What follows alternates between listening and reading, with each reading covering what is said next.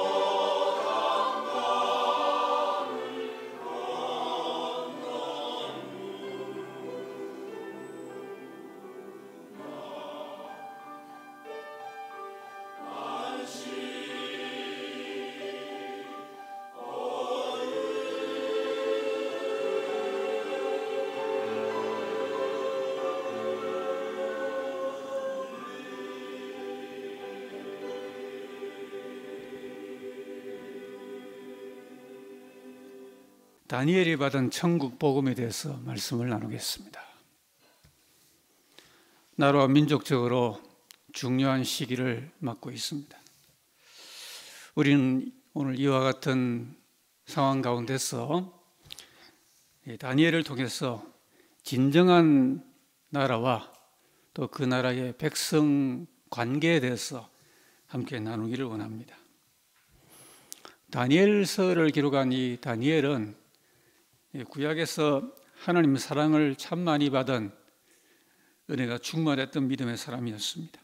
우리가 다니엘 하면은 사자굴에 갇혔다가 살아나온 이야기 또는 세일의 동안에 금식 기도했던 그런 역사를 많이 기억을 하는데, 그것도 귀한 간증이지만은 보다 더 중요한 다니엘서의 말씀은 이스라엘과 세계 열국에 대한 하나님의 시간의 도래에 대한 그런 말씀이에요.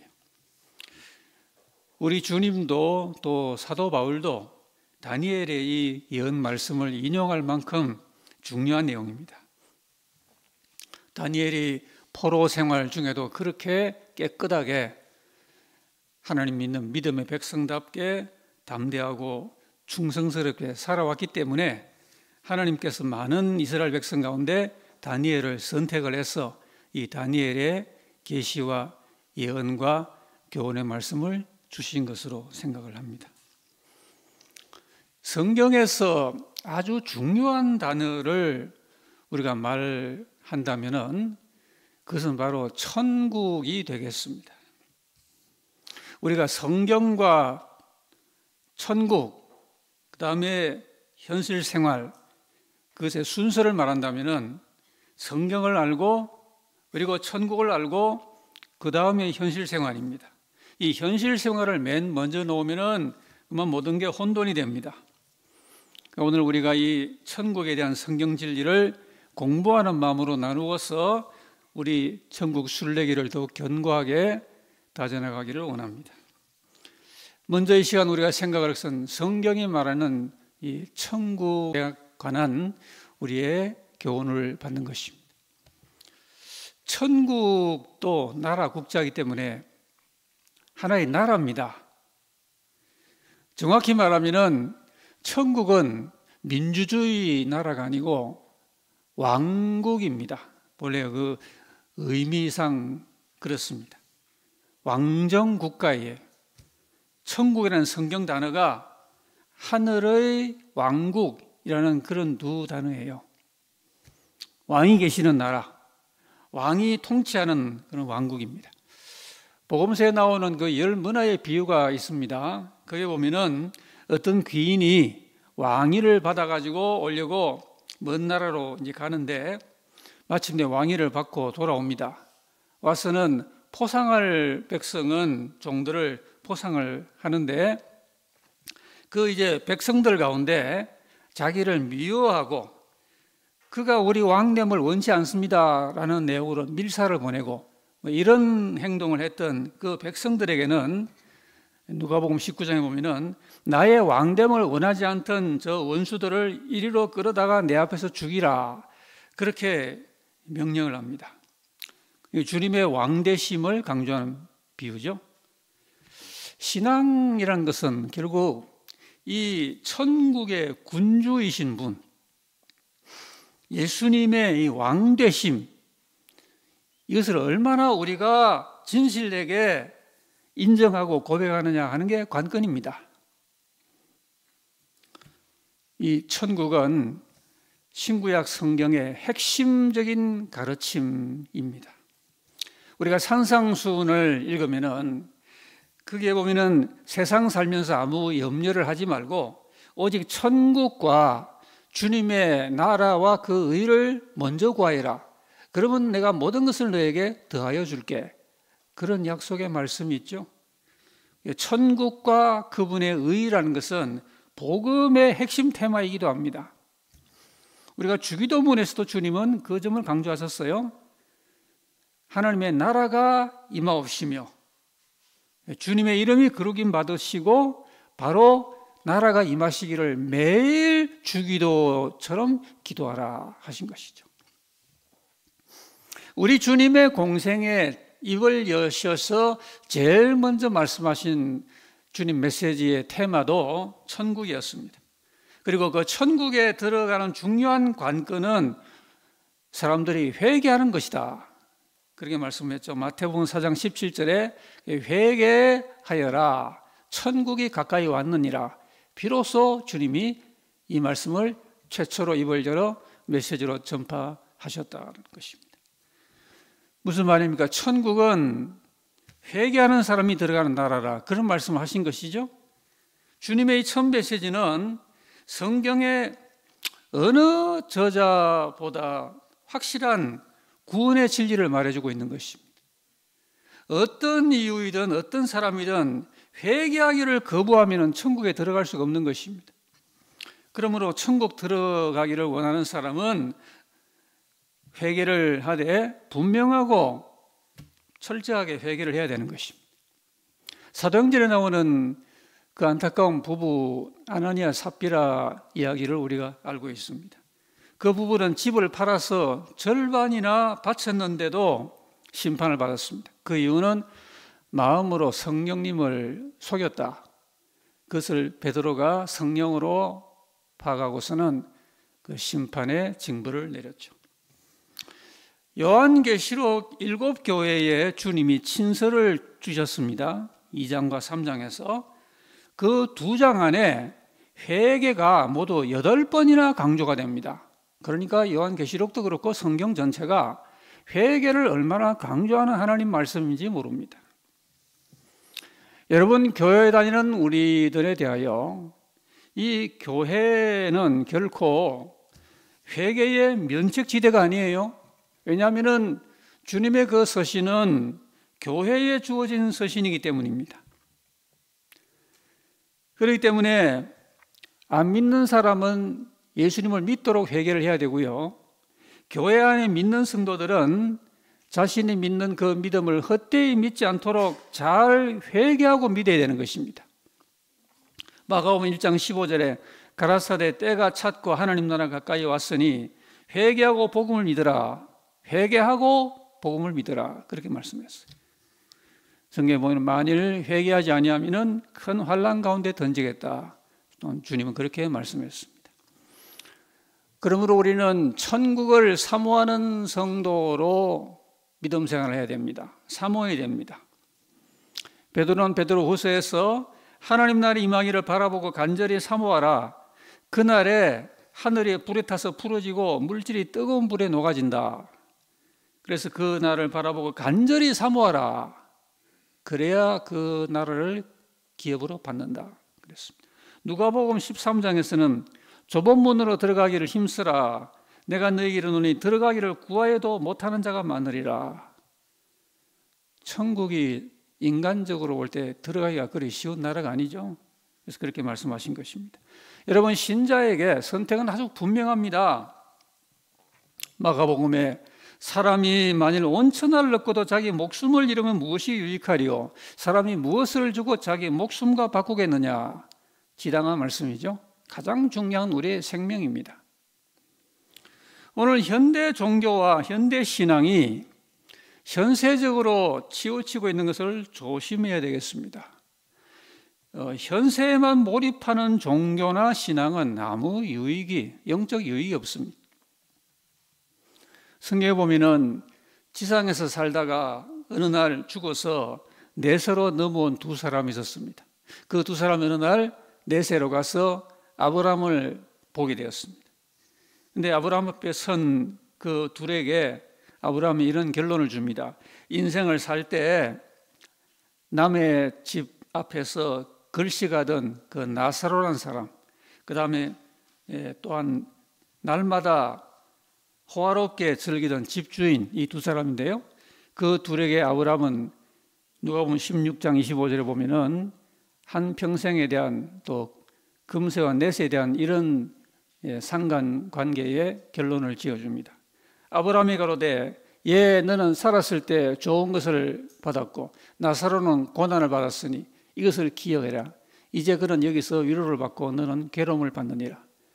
현세와 넷세는 이런 연관관계가 있는 것입니다.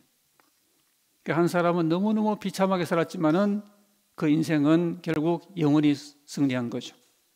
그리고 화롭게 살던 그 집주인은 오히려 그 반대가 되었습니다. 여러분, 우리는 천국을 위해서 믿는 것입니다. 현세를 주안점으로 두려고 믿는 게 아닌 것입니다. 그래서 오늘 믿음 생활하는 우리가 우리 삶의 무게중심이 어느 쪽인지를 살펴야 되겠습니다. 우리가 지금부터 더욱더 천국적으로 우리 삶과 신앙의 무게중추를 거기다 두어야 되겠습니다.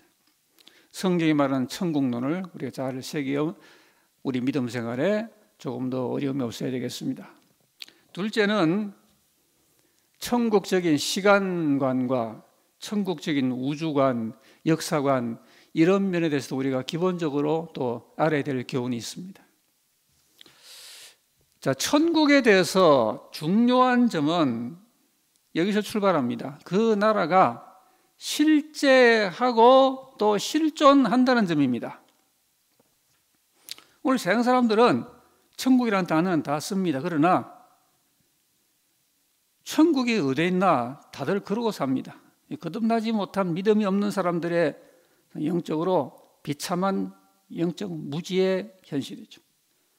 객관적으로 존재하면서 인격적으로 경험되는 나라입니다.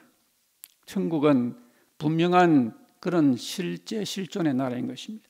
대한민국이 건국된 시점이 있고 우리나라가 그 지역성, 동아시아라는 지역성이 있듯이 천국도 그런 것입니다. 더욱더 차원 높은 시공간의 나라입니다. 천국에는 하나님이 계시고 천사들이 있고 성도들이 실존하는 나라예요. 결코 몽롱한 초현실적인 관념적인 나라가 아닙니다. 천국은 인격적인 활동이 있는 나라인 것입니다. 예수님께서 십자가절에 최후의 만찬을 나누시면서 내가 이제부터 하나님 나라가 임할 때까지 포도나무에서 난 것을 다시는 마시지 않겠다, 그런 말씀을 했거든요. 그 말씀은 천국이 임하면은 포도나무에서 난 것을 마시기도 한다는 뜻을 갖고 있죠. 천국과 이 지구는 시간적으로 연결성이 있습니다. 무슨 말씀이냐면 천국의 왕이신 우리 하나님께서는 태초에 천지를 창조하셨어요. 이것을 성경은 알파의 시간이라고 그럽니다. 알파는 그리스의 첫 알파벳입니다. 그러다가 그 지구 역사의 시간선상에서 2000년 전에 예수님이 오셨습니다. 그리고 바로 선포했습니다. 회개하라, 이제 천국이 가까이 왔느니라. 이제 역사와 시간을 끝낼 때가 왔다, 그런 의미로 예수님은 천국이 가까이 왔다, 사람들아 회개하여라, 그렇게 선포하신 것입니다. 이 시간을 우리는 오메가의 시간이라고 그렇게 말합니다. 오메가는 그리스 알파벳의 제일 마지막입니다. 그래서 끝이라는 의미를 갖고 있는 그런 알파벳이 되겠는데, 그 유명한 영양제 오메가3라는 게 있죠. 그 구조의 세 번째 위치에 있는 지방산이라는 그런 뜻의 말인데요. 또 오메가란 말은 끝이라고 하는 그런 의미예요. 자, 그 시간은 언제인가? 그 시간은 아무도 모릅니다. 그러나 성경에 의하면은 분명한 것은 가깝다라는 것입니다. 예수님 말씀이 손 닿는 데 와 있다라는 의미입니다. 그 시간이 더디다고 생각을 해서 하나님을 잊어버리고 죄악 가운데 방탕하지 말아라 생각하지 않은 날, 알지 못하는 시간에 주인이 도둑같이 이른다, 그렇게 말씀했습니다. 그래서 우리는 그 시간이 이를 때 회개하고 깨끗하게 준비된 가운데 있어야 천국에 들어가는 것입니다. 이 모든 그 시간의 주재권이 예수님께 있습니다. 그래서 우리 주님은 자기를 선포하기를 자기 이름이 무엇인가 하니 나는 알파와 오메가라. 천지를 창조할 때도 내가 관여했고 시간을 끝낼 때도 내가 관여한다. 그래서 나는 처음과 나중이고 시작과 끝이라, 그렇게 말씀했습니다. 여러분, 오메가의 시간을 우리가 잘 이해를 해야 되겠습니다. 결코 그 시간은 허무한 끝이 아닙니다. 새로운 영광의 시대로 나아가기 위한 시간의 오메가라는 뜻입니다. 그래서 우리가 천국을 알 때 비로소 시간의 그 미스테리가 풀리는 것입니다. 현재 시간에 앉아서 천국을 생각하면 안 되고 천국적인 시간관 속에서 우리 현실을 풀어야 그래야 현 시간과 우리 모든 삶의 영역에서 승리자가 되는 것입니다. 그러므로 오늘 예수 믿는 저와 여러분에게 더 중요한 것은 역사의 알파가 아닙니다. 창조는 벌써 오랜 전에 있었던 하나님 역사예요.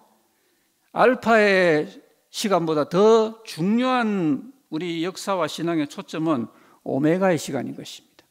주님이 그렇게 선포했기 때문입니다. 성경의 예수님은 그 공생의 시작 때부터 바로 현 시대의 역사를 마치는 메시지를 그와 같이 선포하신 것입니다. 그러므로 이제 천국 복음을 듣고 믿는 성도들은 과거로 돌아가든지 아니면 현 시대만 몰입해 있으면 안 됩니다. 누구보다 성실하게 매일매일 살아가되 지금은 반드시 오메가의 시간을 이해하고 살아야 되는 것입니다. 그것이 성경적인 성도의 인생관입니다.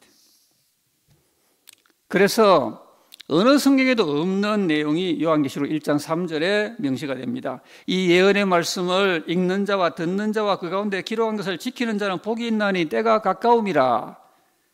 때가 가깝기 때문에 이 오메가의 시간에 대하여 읽고 듣고 지키는 자가 복이 있다고 말씀하는 것입니다. 성경은 확실하게 말합니다. 베드로후서에 우리에게 더 확실한 예언이 있어 어두운 데를 비추는 등불과 같은데 날이 새어 샛별이 마음에 떠오르기까지 너희가 이것을 주의하는 것이 옳으니라. 이 세상에 확실한 게 없습니다. 하나님의 진리의 말씀, 예언의 말씀만이 확실한 것입니다. 그래서 오늘 주님을 믿는 우리 이 시대의 성도들은 천국의 시간이 어떻게 우리에게 다가오는지 오늘은 우리가 읽은 다니엘서 말씀을 통해서 기본적인 이런 내용들을 필히 잘 이해하고 믿고 살아야 되겠습니다. 여러분, 천국의 오메가의 시간은 우리에게 어떻게 다가오는가, 이 말씀을 압축을 합니다. 오늘 본문 말씀은 우리가 이 중요한 시간에 대해서 반드시 알고 있어야 될 요약의 말씀이에요. 다니엘서 7장 이후부터 다니엘이 받은 당시의 그 계시가 오늘 이 12장과 이제 본문에서 압축 결론이 주어집니다. 오늘 본문에서 다니엘은 그 티그리스 강가에서 다니엘 10장 이후 자신에게 줄곧 계시를 말해 주었던 분, 세마포 옷 입은 분입니다. 6절에 나오는 이 세마포 입은 이 분과 그리고 또 다른 두 천사를 봅니다. 모두 세 분을 보는 거예요. 이 세마포 입은 분이 누군가? 많은 주석가들은 이 세마포 입은 분은 구약의 그리스도시라고 다 입을 모아 해석을 합니다. 그리고 다른 이 본문에 두 사람이라고 됐지만은 원문에 사람이란 말이 없어요. 그냥 둘이라고 되어 있어요. 그래서 이 존재는 사람이 아니에요. 천사예요. 그러니까 지금 본문에 나타나 있는 이 세 존재는 한 분은 예수님으로 이해되는 세마포 옷 입은 분하고 다른 두 사람이 아니라 두 천사, 이렇게 세 분의 존재를 다니엘이 그 예언과 환상의 눈으로 지금 보는 것입니다. 그 중에 천사 하나가 세마포 옷 입은 이분에게 질문을 던집니다. 이 놀라운 일의 끝이 어느 때까지입니까? 이렇게 묻죠. 그 놀라운 일이라는 것은 12장 1절에서 4절 사이에 이제 말씀 내용을 가리킨다고 볼 수가 있어요. 그런데 이 천사의 말은 참 중요한 질문을 던지는 겁니다. 마치 신약에서 제자들의 질문하고 같다고 볼 수가 있습니다. 사도행전 1장 6절에 주께서 이스라엘 나라를 회복하심이 이때입니까? 이렇게 성전하신 예수님 앞에 간절히 질문을 던졌던 것처럼 바로 하나님 나라 진리에 대한 사모함을 보여주고 있는 그런 질문이죠.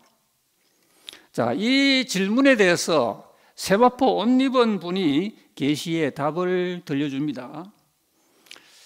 그러니까 이 답을 들려줄 수 있다는 게 이게 놀라운 일이죠. 아무나 답을 어떻게 들려줍니까? 요한계시록 5장에 보면은 7 인으로 봉한 그 두루마리가 있는데 그 두루마리에 하나님의 이 오메가 시간에 대한 비밀이 담겨 있는 두루마리예요. 근데 그 두루마리가 7인으로 봉인이 되어 있어요. 아무도 그 봉인을 열 수가 없어요. 그래서 요한이 울고 있는데 그때 울지 말아라. 유대지파 사자 다윗의 뿌리, 예수님이죠. 예수님이 승리했으니 그 두루마리와 7인을 떼실 것이다. 그러니까 역사의 최종 비밀을 담고 있는 그 두루마리를 봉인 해제할 분은 예수님이시다라고 알려준 것입니다. 저 보좌에 앉으신 하나님 아버지께서 역사의 비밀 개봉권을 아들에게 넘기신 겁니다. 이러므로 예수님께서도 하늘과 땅의 모든 권세를 내게 주셨다 그랬고요. 지금 모든 이 역사의 그 주관을 펼쳐나갈 수 있는 그 주권과 그 비밀 해제권이 다 예수님께 있는 것입니다. 우리는 오늘 이 압축된 결론부를 잘 이해할 필요가 있는데요. 7절 말씀을 보시면은 자, 이 역사의 최종 시기가 한때와 두때와 반때를 지나서 올 것이다. 그렇게 말합니다. 역사의 그 마지막 시간 앞에 한때와 두때와 반때라는 시간이 반드시 그 시간을 거쳐서 이 시간이 온다. 그런 말이죠.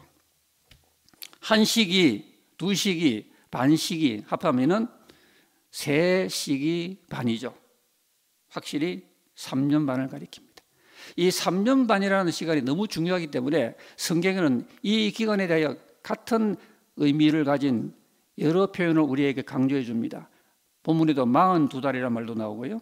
요한계시록은 1260일이라는 말도 나옵니다. 다 같은 3년 반의 기간이에요. 역사의 최종 시간은 이 중요한 3년 반 후에 마침내 끝이 오는 것입니다. 여러분, 성경은 믿지 않는 이 세상 사람들은 이 비밀을 절대로 모릅니다. 믿지도 않으니까, 하나님께서 알려주셔도 하나님께 알려고 오지도 않으니까 세상은 어떤 학자도 모릅니다. 하나님의 계시의 말씀을 듣고 믿는 사람만 아는 것입니다. 이 3년 반이 시작하는 기점이 있어요. 그 기점에 대하여는 오늘 11절 말씀이 알려주고 있습니다. 매일 드리는 제사를 피하며 멸망하게 할 가증한 것을 세울 때부터라고 말했습니다. 이런 일이 일어나는 것이 그 3년 반이 시작하는 기점이라는 것입니다. 성경은 이 기점에 대해서 중요하기 때문에 여러 곳에서 말씀을 줍니다. 마태복음 24장에 선지자 다니엘이 말한 바, 예수님의 인용 말씀이, 다니엘의 이 말씀이 얼마나 중요하기 때문에 예수님도 다니엘의 이 예언을 인용을 했어요. 선지자 다니엘이 말한 바 멸망에 가증한 것이 거룩한 곳에 서는 때라고 말합니다. 이 때가 그 3년 반의 기점이에요. 데살로니가 후서 2장에 사도 바울도 저 불법의 사람 곧 멸망의 아들이 나타나기 전에는 그날이 이르지 아니하리니 그는 대적하는 자라 하나님의 성전에 앉아 자기를 하나님이라고 내세운다 그랬습니다. 무슨 말씀인가 하니 그 자가 성전에서 자기를 완전히 신격화하면서 전 세계인 앞에서 하나님을 모독하는 가증한 일을 벌이는 그날이 역사의 최종 3년 반이 시작되는 날인 것입니다. 이 한때와 두때와 반때 3년 반의 이 타이밍에 관한 내용을 잘 숙지하시기 바랍니다. 이 3년 반 동안에 성도들은 어떻게 되는가? 오늘 우리가 읽었습니다. 성도의 권세는 다 깨어진다고 그랬습니다. 우리 성도들이 하나님의 은혜 가운데 이기는 삶으로 분업하고 있지만은 그러나 이 3년 반의 시기에는 하나님이 정하셨습니다. 이때는 어둠이 성도들을 싸워 이기게 되어 있는 정해진 날인 것입니다. 요한계시록 13장 5절에 보면은 짐승이 과장되고 신성 모독을 말하는 입을 받고 또 42달 동안에 일할 권세를 받으니라. 이 시기 동안에는 짐승의 권세가 42달 동안에 일할 권세를 받았기 때문에 암흑천지가 되는 것입니다. 그래서 짐승이 권세를 받아서 성도들과 싸워서 이기게 되고 각 족속과 백성과 박원과 나라를 다스리는 권세를 받는다라고 했습니다. 짐승 통치의 기간입니다. 성도들은 이때 그를 대항해서 이기려고 하면 안 되는 것입니다. 지도록 되어 있기 때문입니다. 자, 이 기간 동안에 성경은 이렇게 말합니다. 어린 양의 생명책에 이름이 기록되지 못하고 이 땅에 사는 자들은 다 그 짐승에게 경배하고 사로잡힐 자는 사로잡혀가고 칼에 죽을 자는 칼에 죽을 것이니 성도들의 인내와 믿음이 여기 있느니라 그랬습니다. 얼마나 가혹한 시기겠습니까? 그러므로 이때는 끝까지 믿음 안에서 견디는 성도가 구원을 받는 것입니다. 지금부터라도 우리는 쉽사리 타협하거나 안온하게 사는 그런 신앙생활을 우리가 뛰어넘어서 어려움에도 잘 대처하고 타협 없이 끝까지 견디는 믿음을 훈련해야 되는 것입니다. 믿음 생활을 조금 하다가 좀 어렵다고 포기하고 낙심하고 지금 그러면 어떻게 그때 이기겠습니까? 하나님께서 정하신 이 섭리를 우리가 잘 알고 우리 믿음의 연단을 잘 받아야 되겠습니다. 그리고 10절 말씀 보면은 이 시기에 사람들은 세 부류로 나뉜다라고 했습니다. 많은 사람이 연단을 받아 스스로 정결하게 하며 희게할 것이나 제1부류입니다. 그 다음 악한 사람은 악을 행하리니 악한 자는 아무것도 깨닫지 못하되 제2부류입니다. 오직 지혜 있는 자는 깨달으리라 제3부류입니다. 이런 세 부류의 사람들이 지구상에 그때 살게 되는 것입니다. 가장 바람직한 그룹은 지혜 있는 자입니다. 분명하죠?